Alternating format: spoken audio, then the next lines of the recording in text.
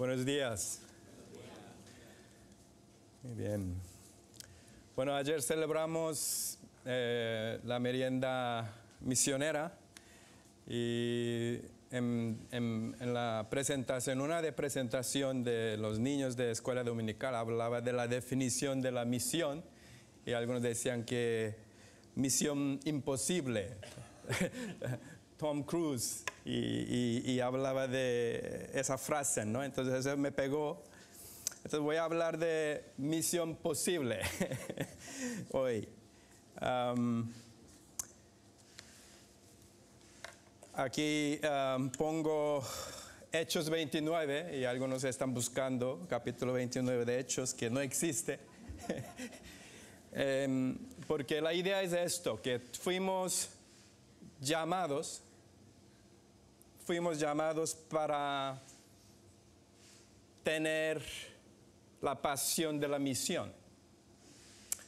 Y ser misionero no es para un grupo de gente especializado que sirve en otro país con cierto entrenamiento y capacitación.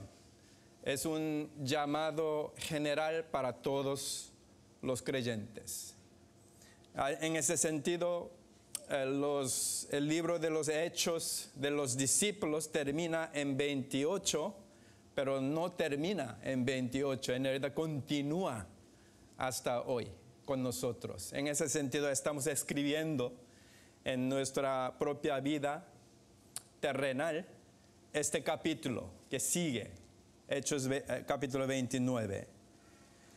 Así que vamos a ver algunos aspectos de la misión, día de hoy siendo último domingo del mes misionero.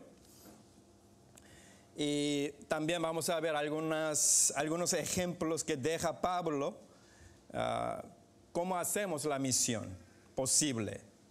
Y como seguidores y como discípulos de Jesucristo. No solamente estamos hablando de misión posible, pero que sea la misión con pasión y con acción, que es algo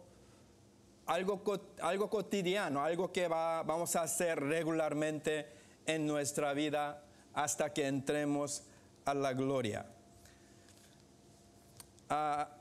Los que saben algo del periodismo o de la investigación, quizá conoce esa frase, ¿no? El método Kipling. Método Kipling, para hacer una investigación o una entrevista del periodismo, hay que hacer 6 preguntas cruciales. Son estos: ¿quién? ¿Por qué? ¿Dónde? ¿Qué? ¿Cómo? ¿Y cuándo? Entonces vamos a aplicar esto en la misión también, este método Kipling. Partiendo de la misma estructura radial de los mapas mentales, podemos explorar una idea construyendo un argumento básico basando en esas preguntas. Entonces, vamos a ver 6 cosas de los ejemplos que podemos aplicar en nuestra vida misionera. Primero es, ¿quién? ¿Quién está en misión? ¿Quién fue llamado para estar en misión? ¿Con quién trabajamos? Pues voy a sugerir como respuesta a esta pregunta, ¿quién? Trabajando como equipo, juntos, ¿no? Trabajando como equipo. Es la verdad, es algo bíblico que trabajar como equipo.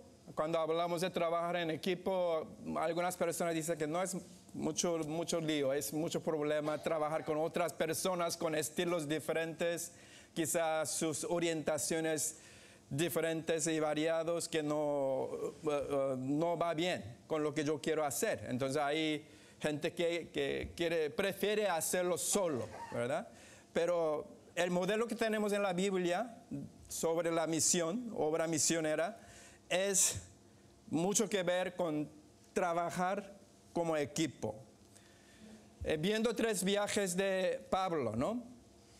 El primer viaje misionero, que cita en Hechos 13 al 14, sucedió año 46 a 48 años después de Cristo.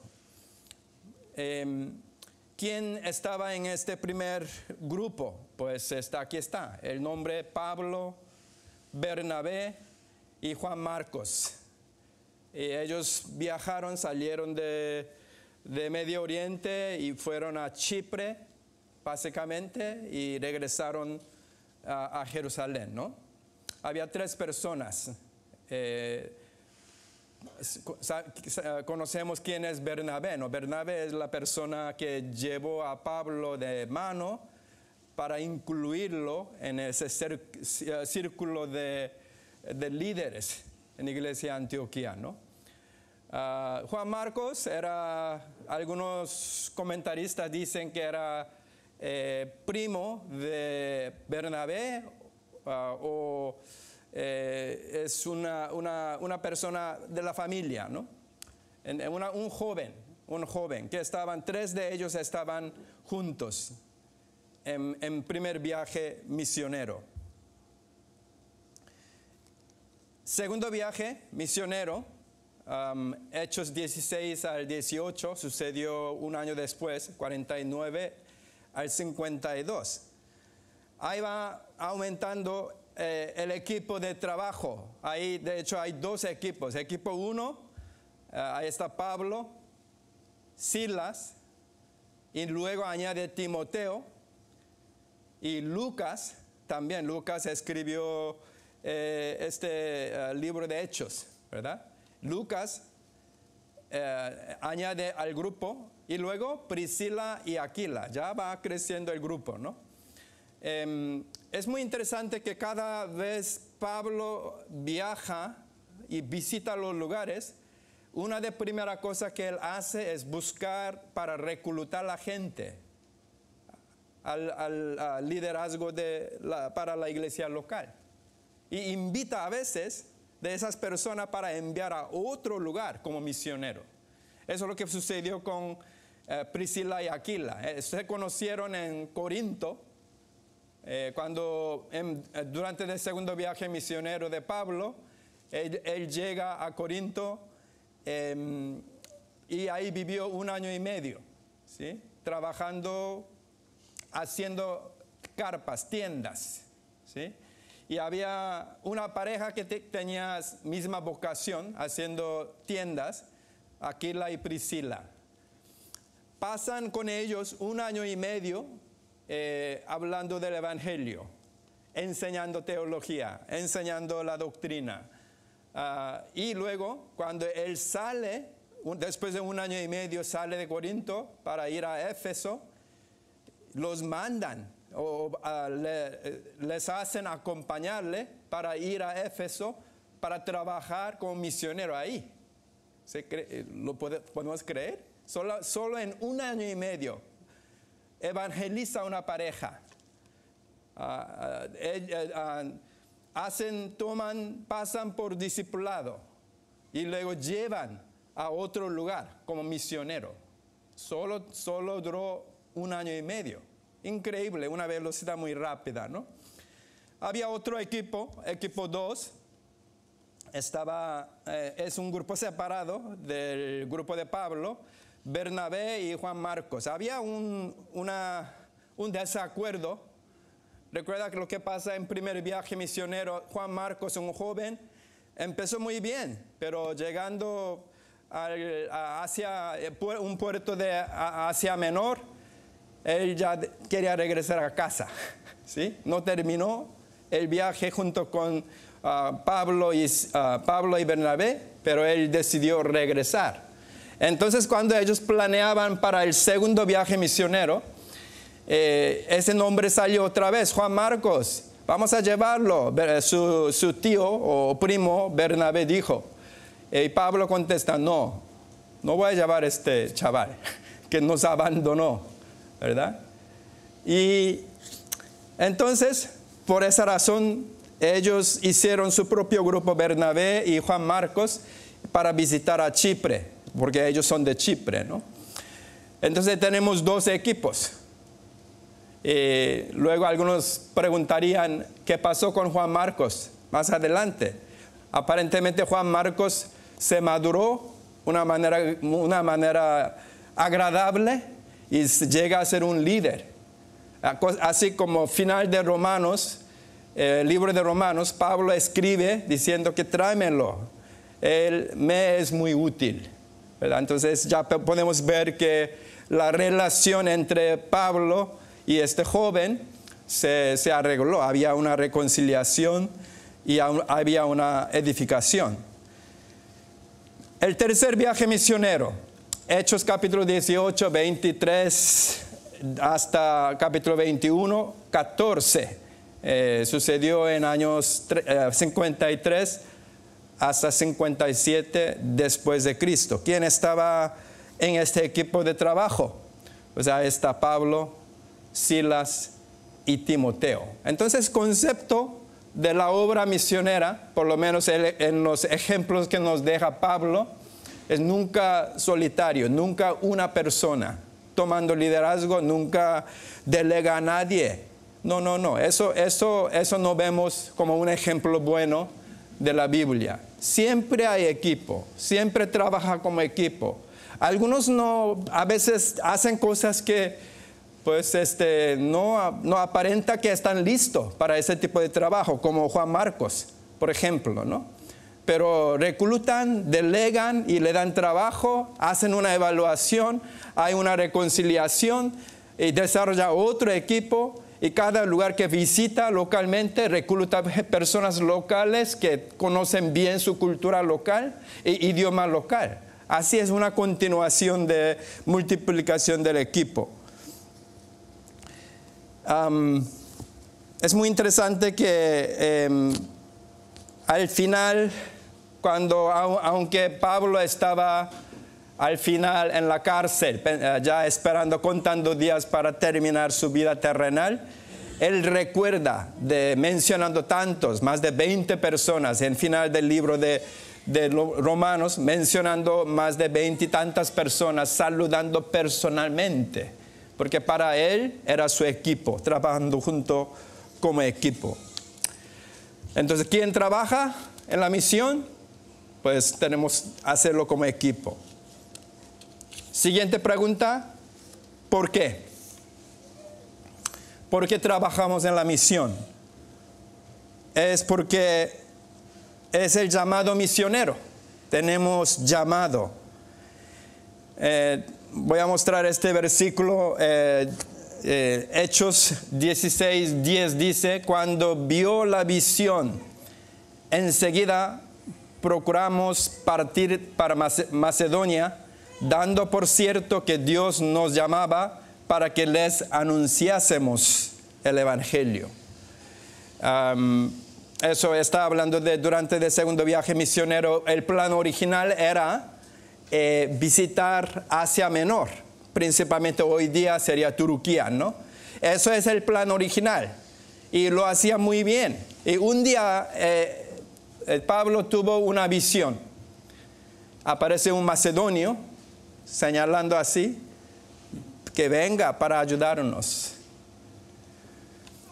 ¿Qué hacemos nosotros cuando Dios interrumpe nuestro plan original? Yo confieso que a veces Dios me interrumpe mi plan original. Tengo que confesar que a veces me enfado. Dios interrumpiendo mi plan original. Me enfado.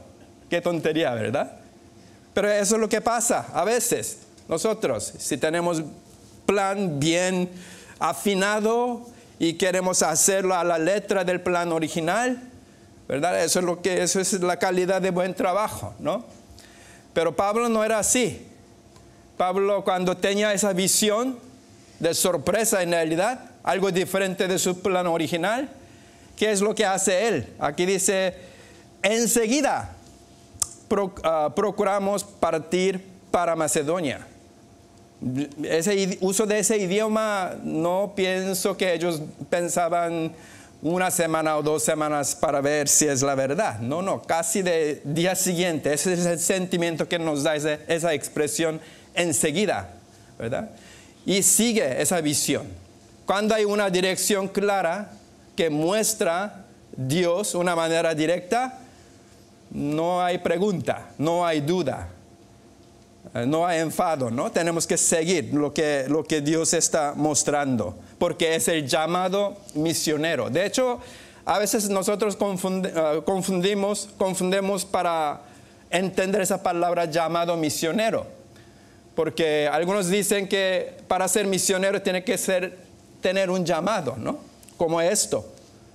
Pero yo siempre argumento que lo que estamos viendo aquí en Hechos capítulo 16 no es el llamado misionero en el sentido de que Pablo llegó a ser misionero por primera vez. No, ya era misionero, ¿no? Lo que pasa es, está recibiendo una guía muy directa, guía espiritual, ya siendo misionero. ¿A qué dirección vamos? ¿Verdad? Es una guía, no es para ser misionero, ese tipo de llamado, ¿no? Es una confirmación de llamado misionero. El llamado misionero no empezó allá en Hechos capítulo 16 para nosotros. Voy a llevar un poquito más antes, regresar un poquito más a antigüedad. Génesis 12 y 3. ¿Conoce ese texto? Lo que llamamos el pacto abrámico. Dios hizo un pacto con Abraham, padre de los judíos, padre de los árabes, padre de los cristianos, padre de todo, ¿no? Génesis 12 y 3 dice esto: y haré de ti una nación grande, y te bendeciré y engrandeceré tu nombre, y serás bendición. ¿Quién no dice amén a esto? Amén, ¿verdad? Y cuando habla con un judío, le gusta ese texto, porque habla de la gran bendición. Te haré de ti una nación grande, te bendeciré y engrandeceré tu nombre y serás bendición. Amén y amén. Termina como que fuera el final del texto. Aquí termina. Pero sabe que ahí la segunda mitad del versículo, ¿sí? Continúa así: bendeciré a los que te bendijeren y a los que te maldijeren, maldeciré. Y serán benditas en ti todas las familias de la tierra. Hay otra mitad del pacto, ¿no? Dios está diciendo al pueblo judío, pueblo de Israel: te bendeciré, te bendeciré. ¿Sí?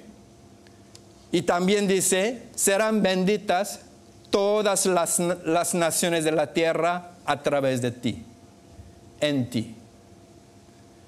Si hablara con un judío ortodoxo día de hoy, ellos no quieren dar mucha importancia en esa segunda parte, porque ellos dirían: somos pueblo escogido. Dios no tiene preocupación para otros, solamente nosotros. Entonces, una vez yo hablaba con un judío en Israel, hablaba de esa segunda parte de ese pacto. Entonces, ¿qué opinas de esto? ¿Qué opinas de que Dios está hablando de las naciones serán benditas en ti? ¿Cómo interpretas esto? Y este judío me dijo: es que es obvio. Cuando Dios nos bendice al pueblo de Israel, abunda, ¿sí? Sobreabunda. Entonces, como perros, otros comen de esto, lo que abundan, ¿no? Entonces, eso no podemos quitar. Pero es principalmente para nosotros. Todavía fija mucho, ¿verdad? Solamente el enfoque sobre Israel. Pero para mí y para nosotros es muy claro. Hay dos partes del pacto. Primero, Dios te bendice, y luego serán benditas todas las naciones de la tierra en ti. Eso aplica a nosotros también. ¿Fuimos bendecidos todos? Claro que sí. Todos fuimos bendecidos. Tenemos la bendición. Ahora termina porque ya somos salvos. Ya tenemos nuestro asiento asegurado para ir al cielo. ¿Ya terminó el asunto? Claro que no. lo que continúa es que segunda mitad todavía nos espera, ¿no? Eso es como fútbol, ¿no? Fútbol hay que jugar 90 minutos. En 45 minutos todavía no sabemos si ganamos o perdemos, ¿sí? Hay que hacer la segunda mitad. Segunda mitad es que serán benditas todas las naciones en ti. Esa palabra resuena, esa palabra aplica a nosotros día de hoy. En medio de nosotros, medio de nuestra iglesia, medio de nuestra comunidad, serán benditas todas las naciones fuera de esa puerta, que viven fuera de esa puerta, ¿no? Eso es el pacto abrahámico. Y luego, en Filipenses 3, 12 al 14, eso es lo que dice Pablo, como su meta de la vida de Pablo, ¿no? Aquí dice, no que lo haya alcanzado ya, ni que ya sea perfecto, sino que prosigo por ver si logro asir aquello para lo cual fui también asido por Cristo Jesús. Es muy claro que Pablo está hablando ya. Esa carrera que estoy, eso es mi meta. Eso es la meta con que yo voy a vivir hasta mi último día de mi vida, ¿sí? Yo no que lo haya alcanzado ya, pero prosigo para alcanzar esta meta. ¿Qué meta? Que llevar esa bendición a las naciones. Es la meta que entendió Pablo y es la meta que tenemos que entender que Dios nos ha entregado en nuestra vida también. Ahora, otra pregunta es, ¿a dónde? Ya vimos quién trabaja, vimos por qué trabaja y ahora a dónde vamos, ¿sí? Aquí dice a los que nunca han oído de Él. Nunca han oído de Él. ¿Quiere ver la estrategia que tenía Pablo? Romanos 15, 18, 21 dice esto.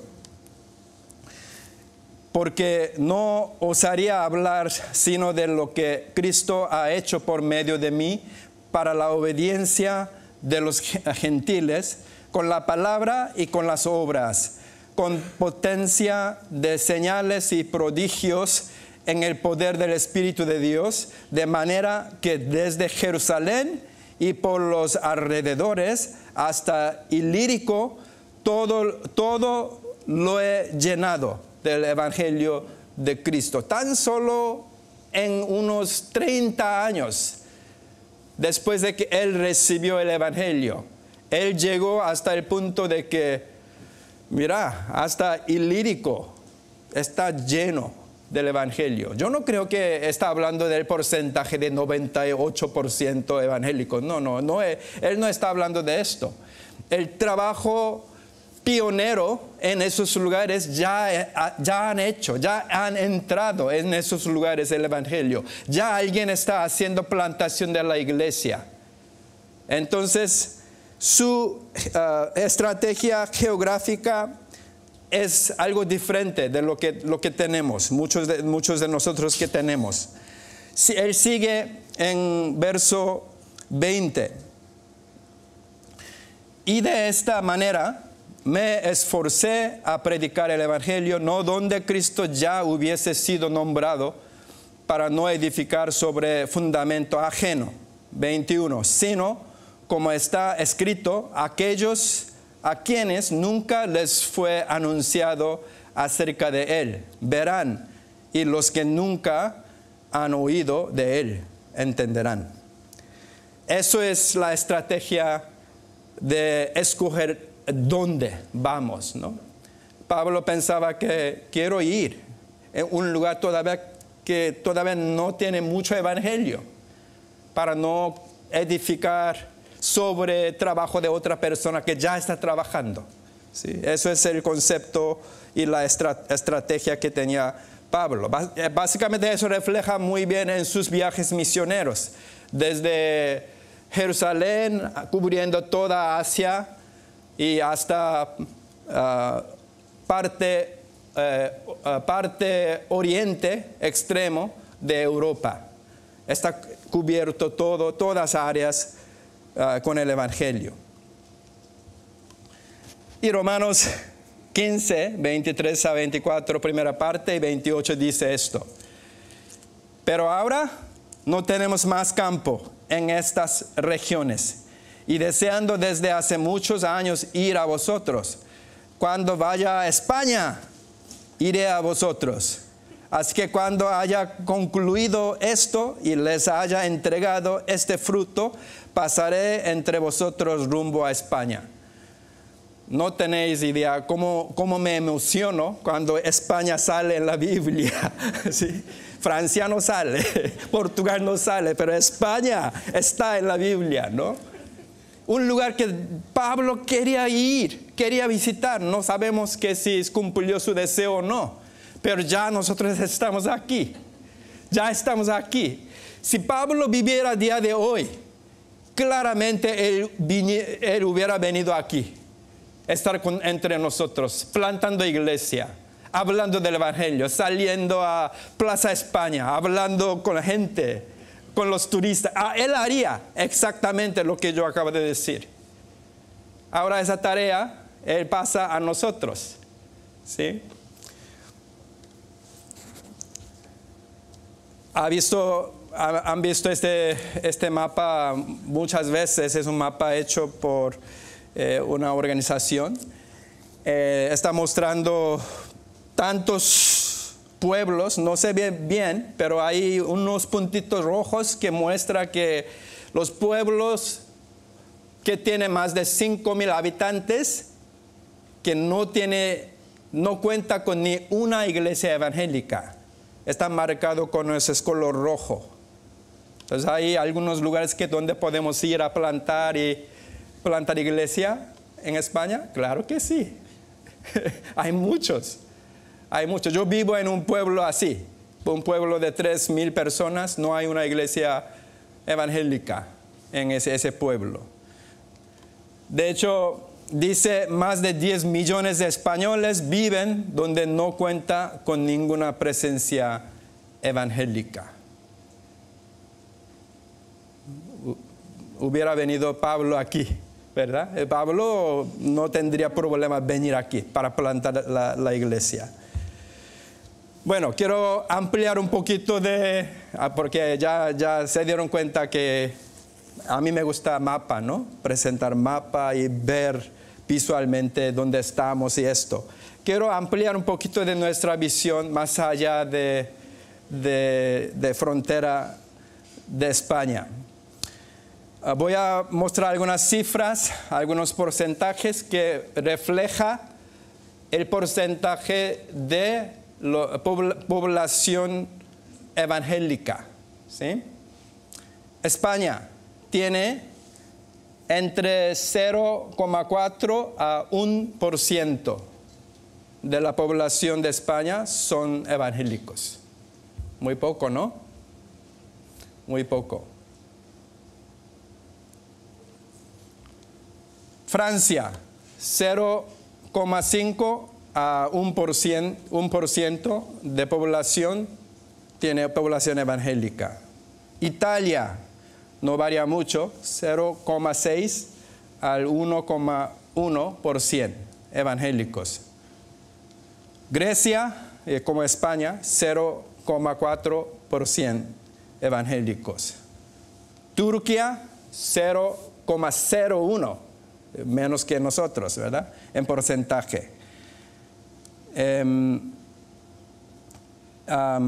Siria, 0,1. Irán, 0,2. Arabia Saudita, 0,3. Israel es como nosotros en España, 0,4. El país que es más evangelizado con iglesia evangélica en la cuenca del Mediterráneo a mi sorpresa, es Egipto. 3,9% cristianos evangélicos. De hecho, hay una iglesia muy interesante en Egipto, iglesia protestante evangélica, que no tienen su edificio, entonces tienen sus reuniones en la montaña, ¿no? Y en últimos 20 años han asesinado el pastor principal de la iglesia. 16 pastores principales de la iglesia han muerto, fueron asesinados por ser pastor de una iglesia evangélica. Y esa iglesia siempre tiene abierto solicitud para ser pastor de la iglesia, y siempre, en cualquier momento del año, tiene más de 200 personas, 200 candidatos para llenar este hueco. Eso yo percibo nada más, nada menos, es una pasión para el evangelio. No importa si me lleva, me mata, me asesina. Eso es el puesto glorioso que si Dios me pone para trabajar, yo voy a trabajar, ¿no? Eso refleja en ese número también, 3,9%. Libia, 0,3%, poquito menos que España. Tunisia es 0,1%, Argelia 0,2%, Marruecos 0,01%. Muy pocos, ¿no? Esos países en la cuenca del Mediterráneo es la última frontera que los misiólogos hablan. Si cuando viene el evangelio y llena esos lugares con el evangelio, ya vendrá el fin. Así pensamos, ¿no? Entonces, escoja, ¿dónde quiere ir? En esos lugares que estamos hablando. Hay muchos lugares donde podemos ir y servir. Es donde iríamos, ¿no? Ahora, ¿qué? Ahora, ¿qué es lo que predicamos? Pues lo que predicamos sería el evangelio de la resurrección.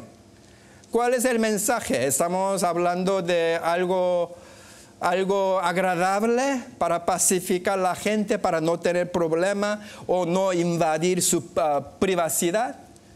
No, estamos hablando de algo obvio, la esencia, el meollo del evangelio, que es la resurrección.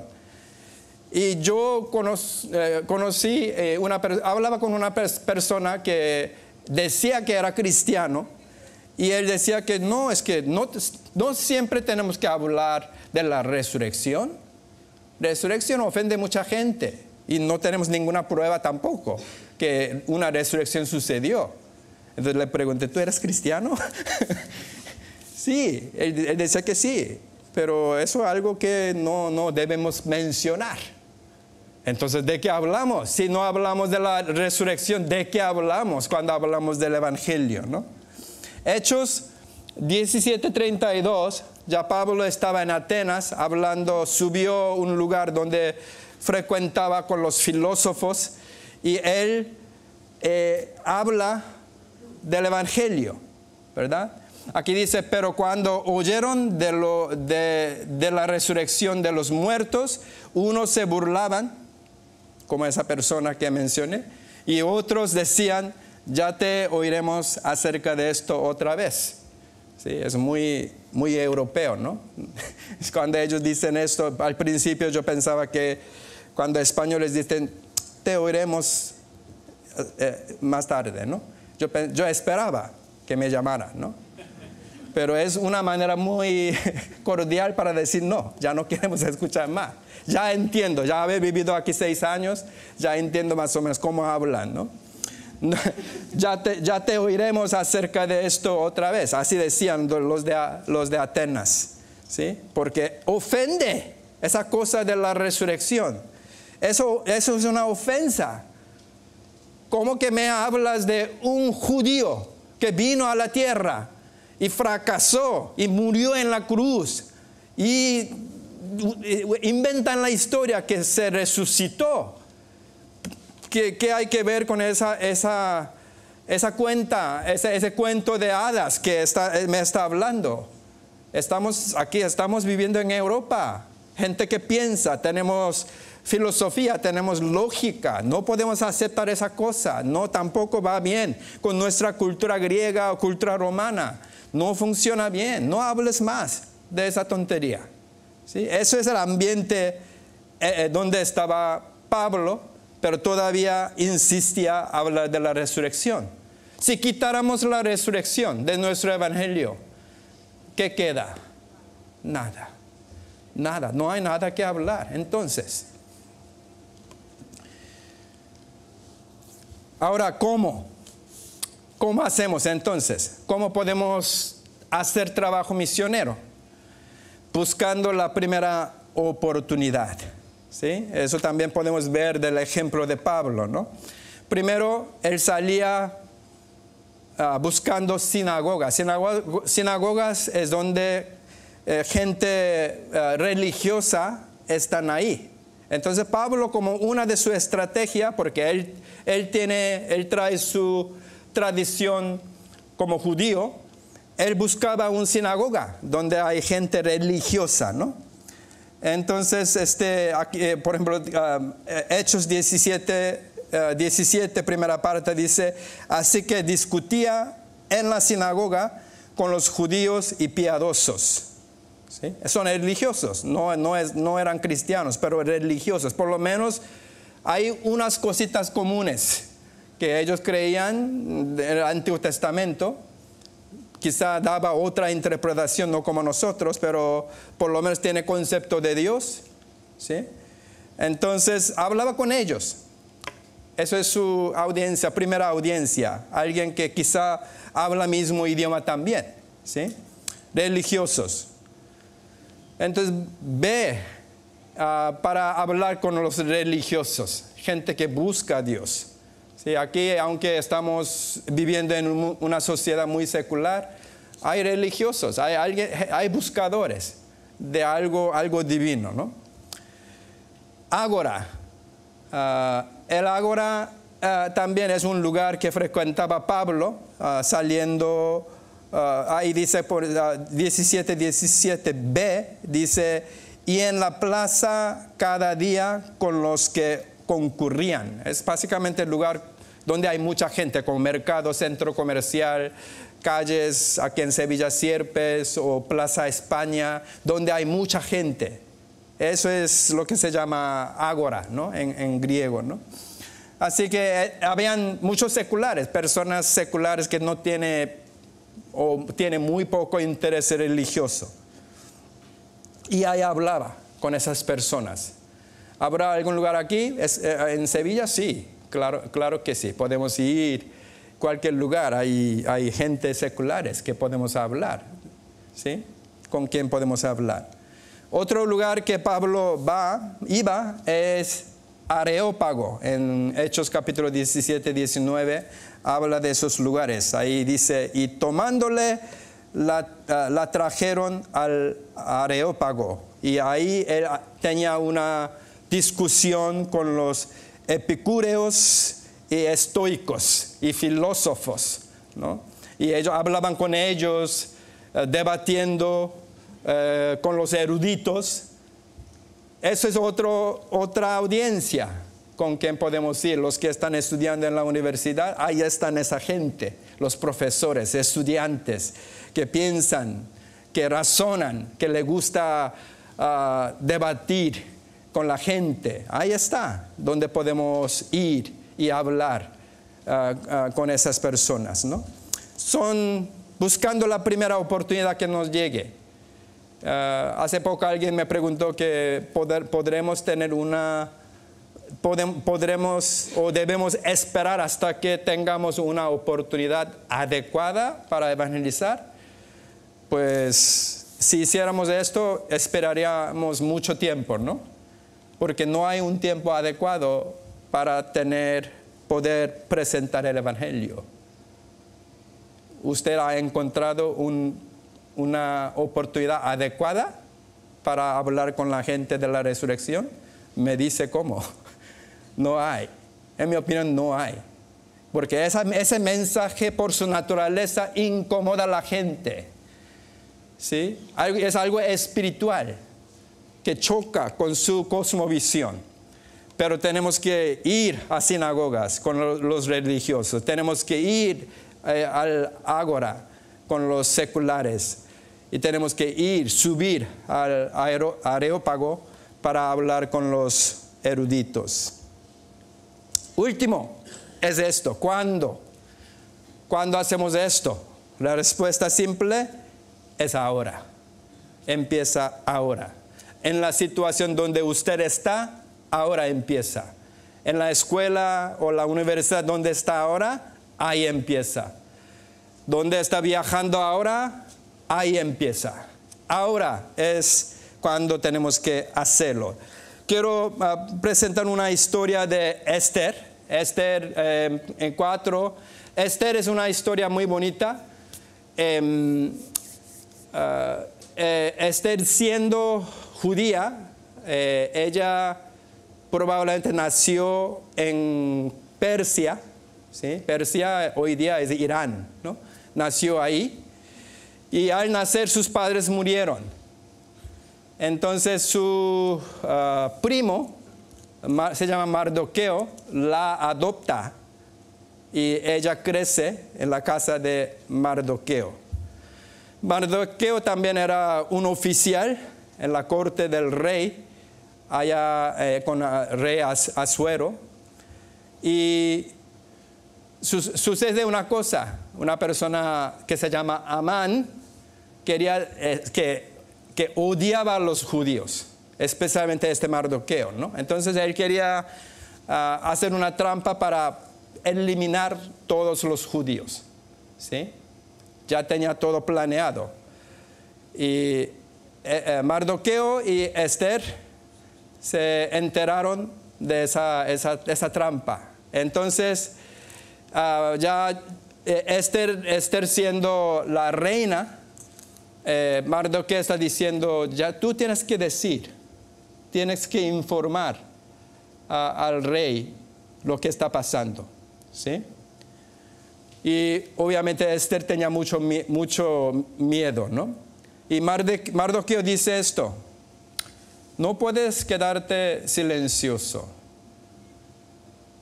Y quién sabe si para esta hora has llegado al reino. ¿Sí? Mardoqueo está preguntándonos también, quién sabe, por esa razón tú estás viajando ahora a Chile. ¿Quién sabe por esa razón que tú estás en la universidad tomando este curso que no te sirve para nada? Mardoqueo está preguntando, no se está preguntando, ¿quién sabe si para esta hora has llegado al reino? Y Esther contesta en esa forma: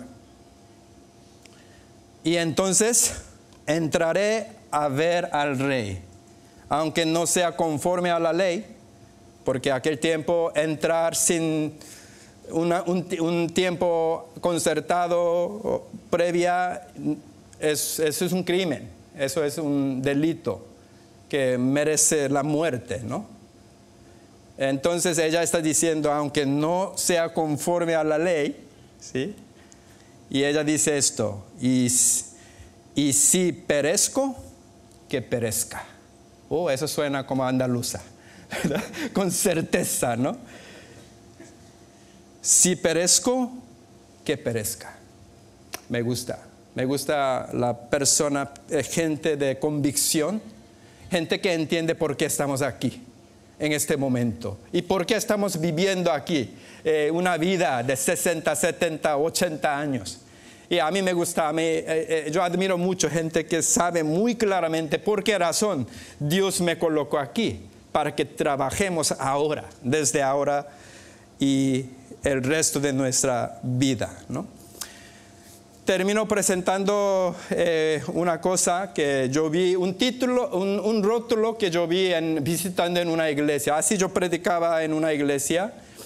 Veía dónde está más o menos el reloj allá detrás. Había un rótulo así, decía en inglés, pero yo traduje en español. Decía, ahora estás entrando en tu campo misionero, ¿Entiende lo que dice ese rótulo que hubiera pegado allá donde está el reloj? Cuando nosotros salimos después de ese mensaje, vería este rótulo, ¿no? Ese rótulo, ¿no? Para nosotros solamente hay dos tipos de lugares. Un lugar es donde se llena con los adoradores, como este lugar.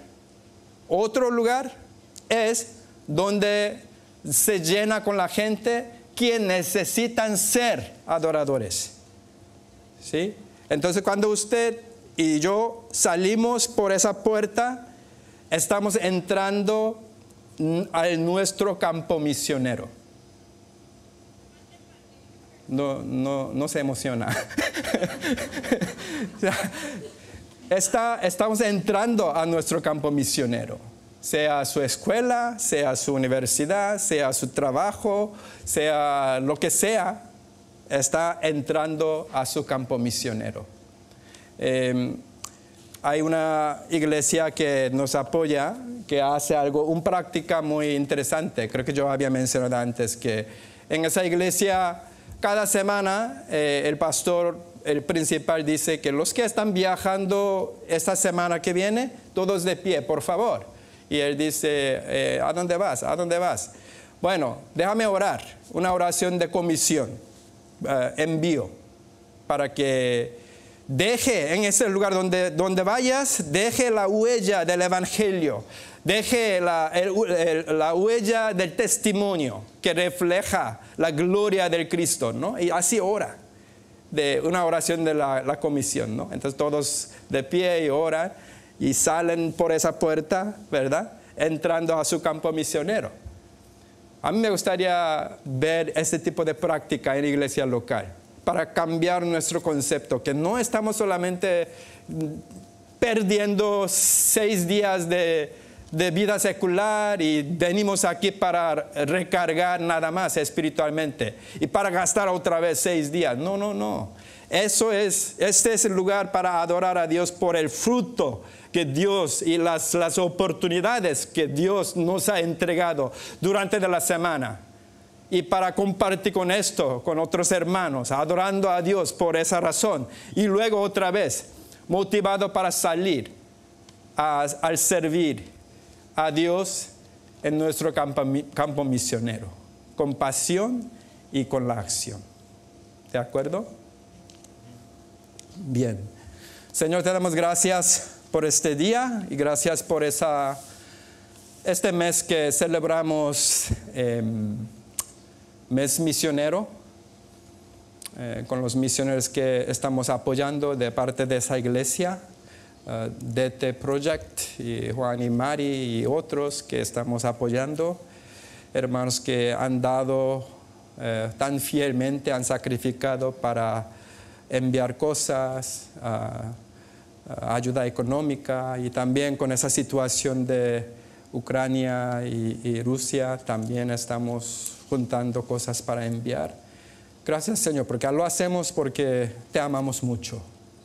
Y de cualquier oportunidad que nos llegue, queremos aprovechar para usarlo, para reflejar tu gloria en las naciones.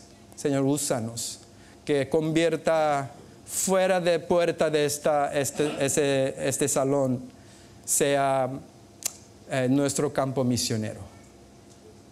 Que encontremos a alguien que necesita escuchar el evangelio de la resurrección. Gracias por colocarnos en esos lugares perfectos para compartir esta verdad con la gente, Señor. Gracias por esa comunidad de la iglesia. Gracias donde podemos recibir la palabra, recibir el entrenamiento y recibir el ánimo mutuo. Y así queremos crecer, pero no solamente queremos quedarnos dentro de 4 paredes de la iglesia. Queremos ir, queremos seguir el ejemplo que nos deja Pablo para con nosotros, Señor. Gracias. En el nombre de Jesús oramos. Amén.